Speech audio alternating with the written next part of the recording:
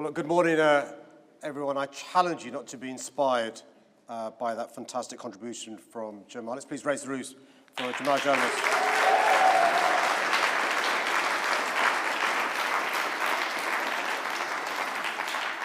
You've just heard from a future mayor of London. Just give me 4 more years, bruv. Look, good morning, everyone, and thank you for joining us today. Can I begin by expressing my gratitude to Claire Holland, the leader of Lambeth Council, to Ira, to Sinead, and to Naheem from the VIU's My Ends programme. Naheem, I'm not sure what you mean, man. I'm still young, so I'm not quite sure what you meant by that comment. And to Jamal, who you just heard from the Young People's Action Group. Can also thank the LSE for the customary rigour, objectivity and expertise they've demonstrated in putting this important report together.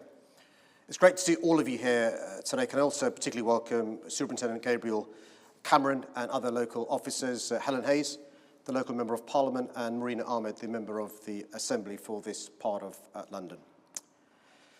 There is no greater duty of government than respecting, protecting, and promoting the rule of law.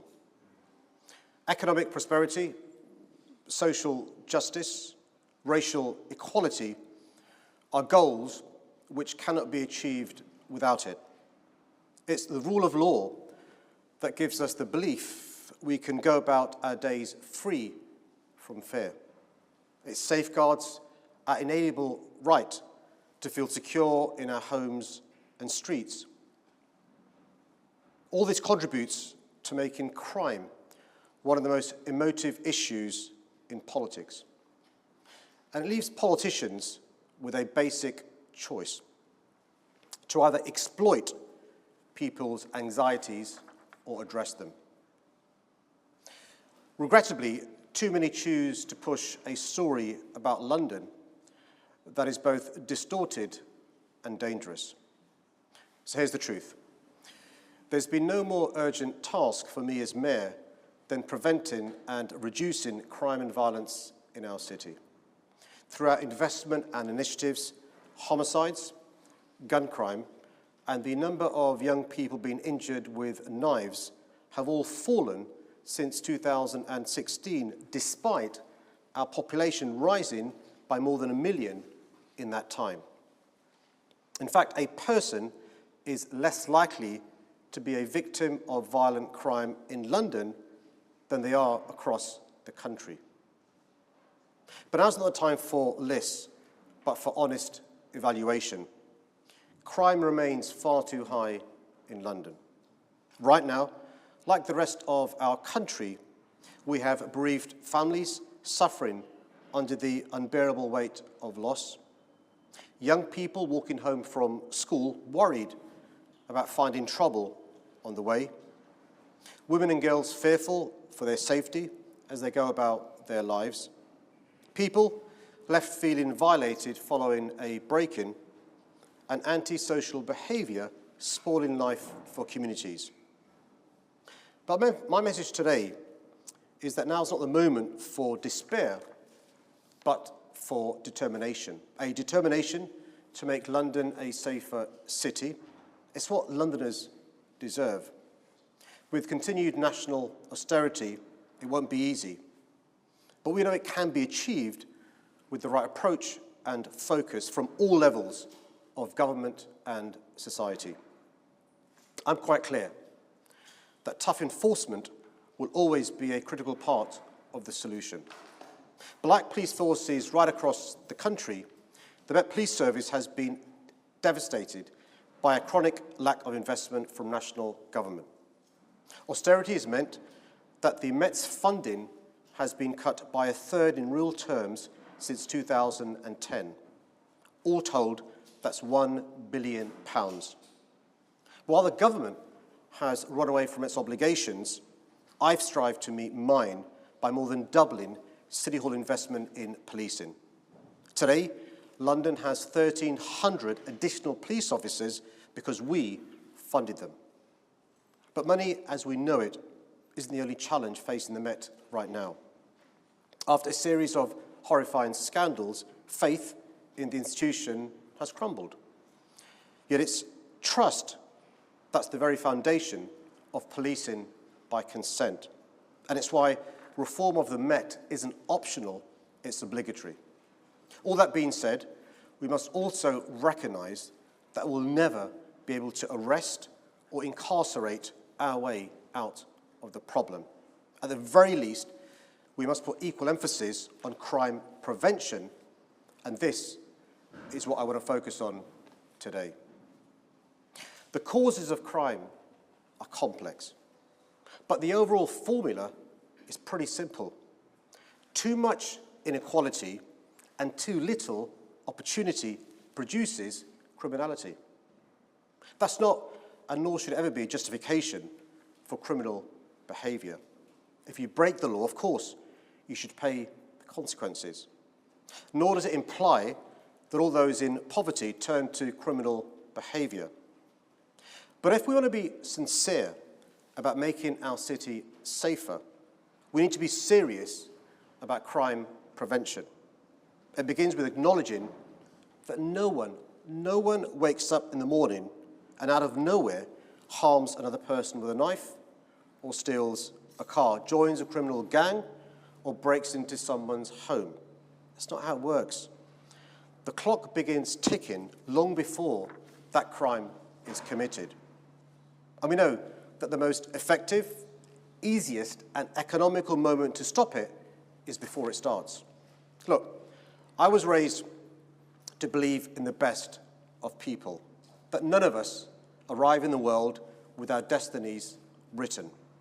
One of the best parts of being mayor is meeting with people who share that view and spend their days helping others fulfill their promise. Our youth workers, community activists, teachers, police officers, community support officers. Speak with them and they'll all tell you the same thing. If you offer people a good education, a stable home, and the possibility of a better future, almost all will reach out and seize it with both hands.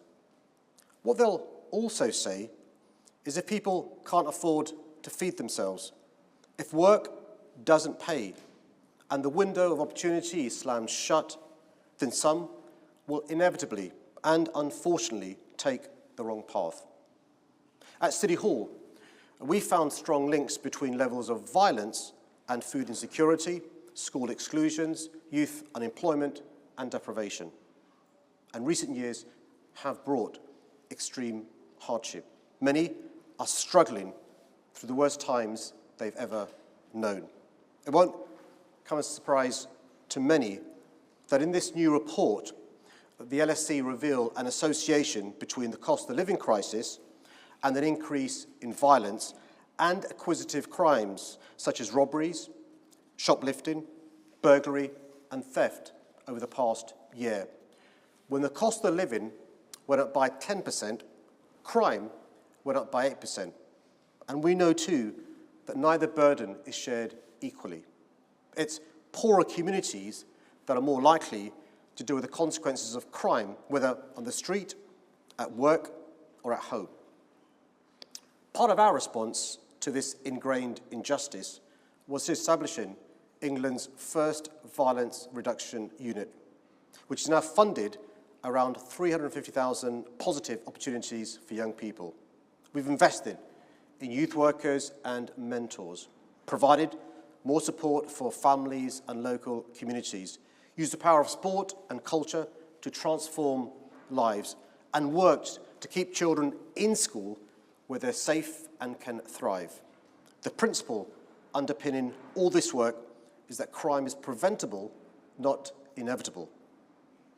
Where we are now, as you've heard, is home to one of the VRU's 8 Mayans community programs. It's a locally driven initiative to reduce and prevent violence, where we give communities the tools they need to help their neighbourhoods.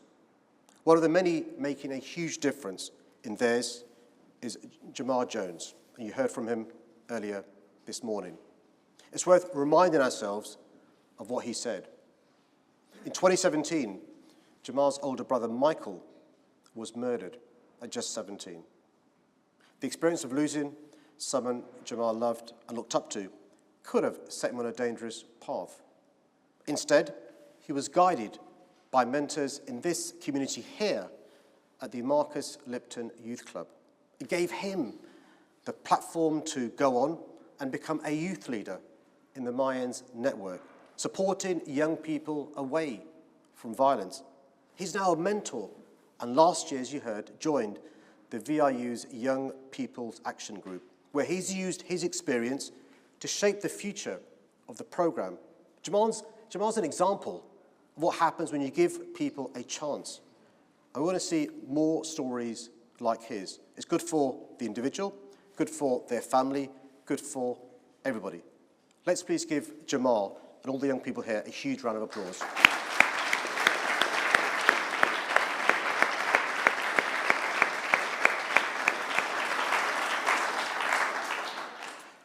What we're doing from City Hall works, and we'll keep at it. Only this morning, we announced a new £15 million violence and exploitation support service to protect children and young people caught up in violent crime.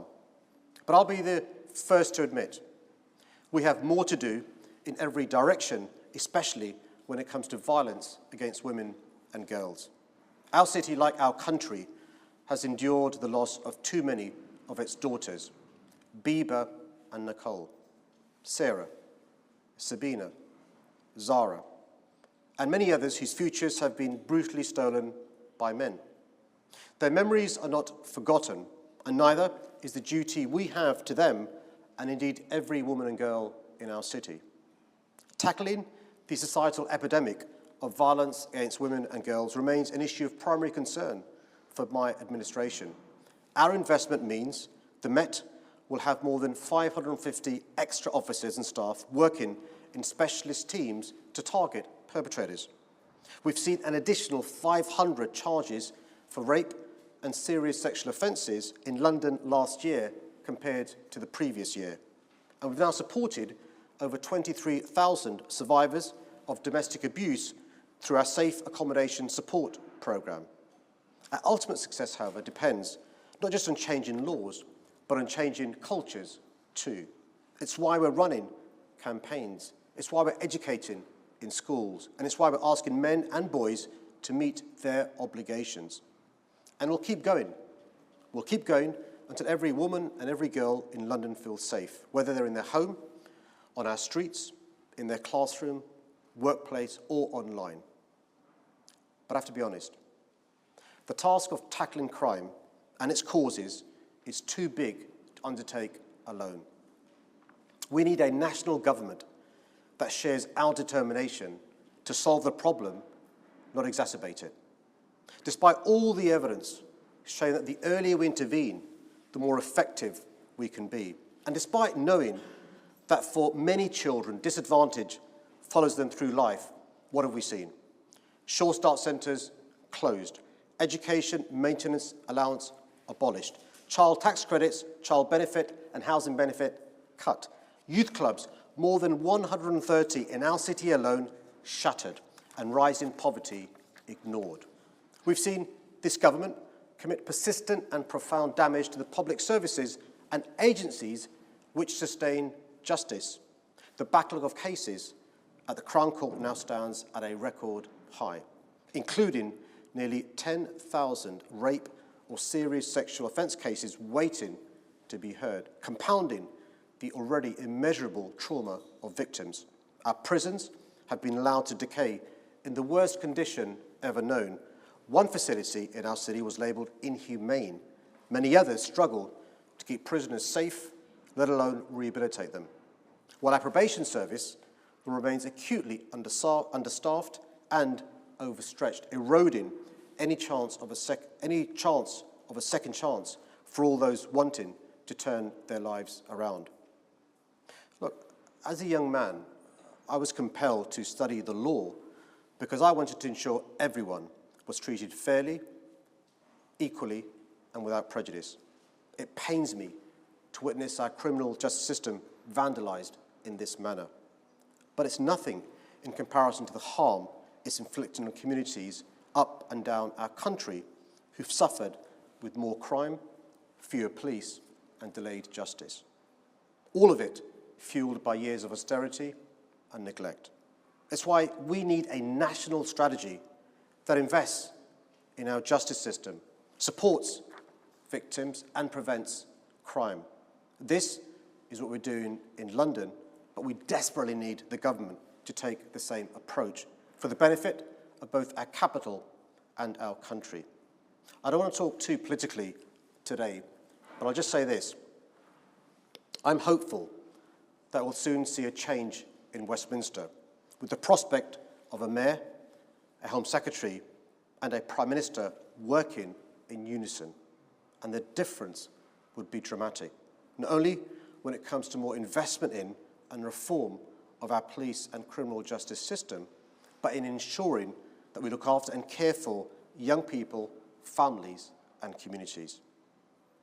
Let me just end by saying this. True justice, in my view, is about preventing misery rather than just seeking retribution for it. Ultimately, the best possible defense against crime will always be outstanding schools, affordable, quality, and secure housing, full and fair employment, policing by consent, and access to mental health care. I know the public have had enough of politicians demanding that people meet their responsibilities only to find that they're unwilling or unable to apply that same standard to themselves. So I'm not asking you to judge me by the words I say in this room, but by the changes you feel out there in your communities. One future stolen, one act of violence, one home burgled is one too many. And my promise to all Londoners is to keep working until our city is a place where opportunity is extended to all, respect is demanded from all, and safety is guaranteed for all. Thank you very much.